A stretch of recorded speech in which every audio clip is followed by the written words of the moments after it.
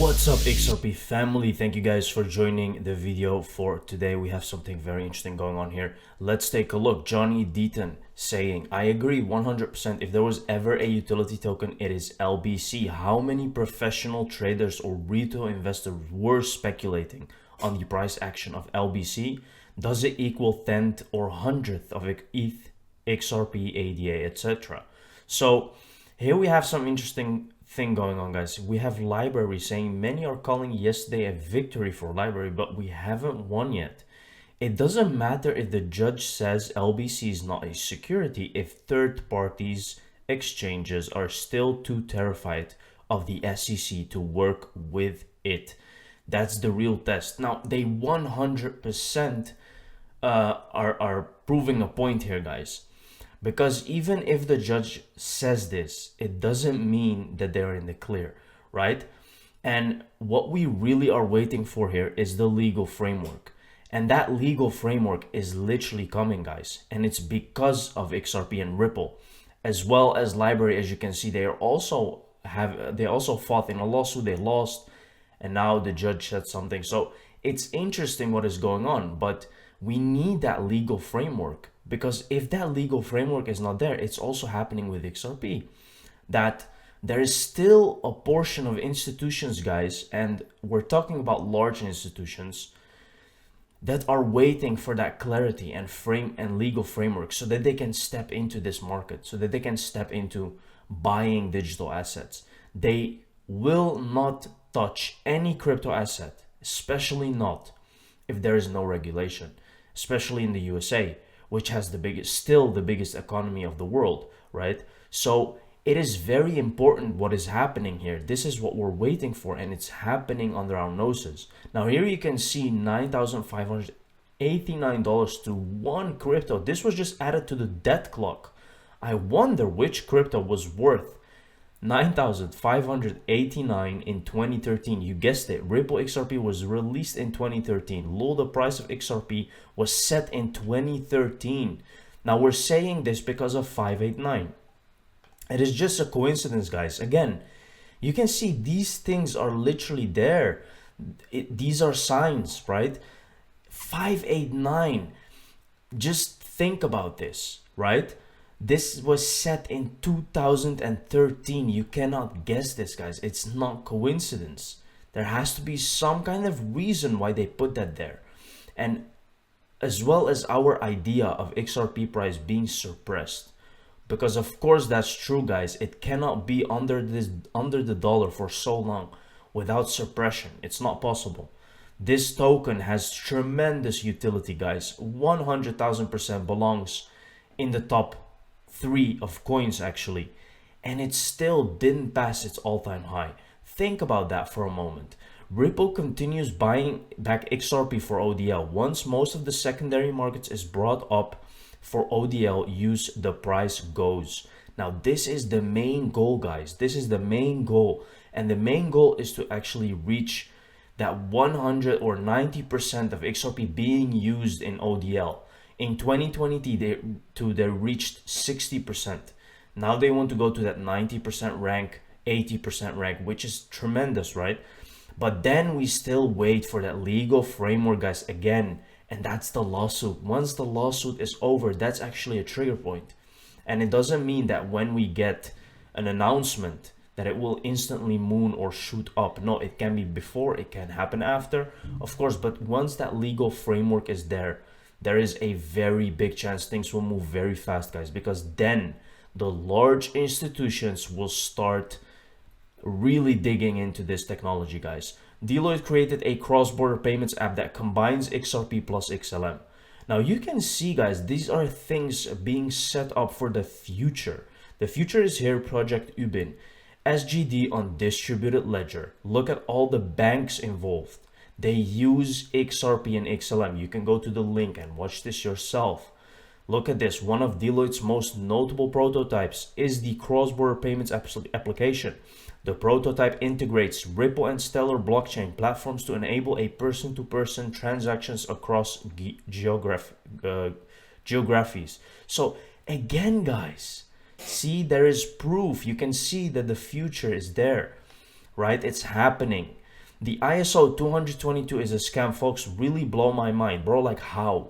There's multiple financial institutions moving to the standard. There's lots of documentation showing this. Am I missing something?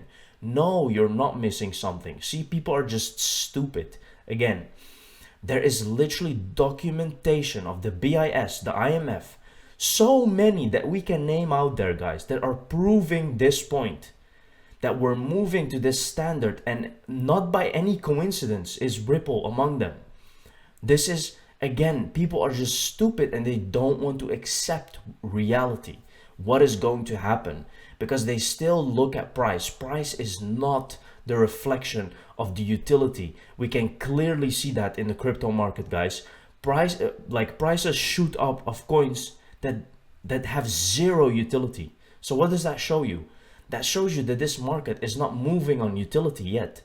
Once that happens, once it's gonna start moving on utility, it will be like buying gold or silver. It's something that you know is good, and you just buy it in scarce numbers. This is what will happen, guys. This is what will happen with digital assets. They will become few, but they will become very, very important and crucial for the future, guys.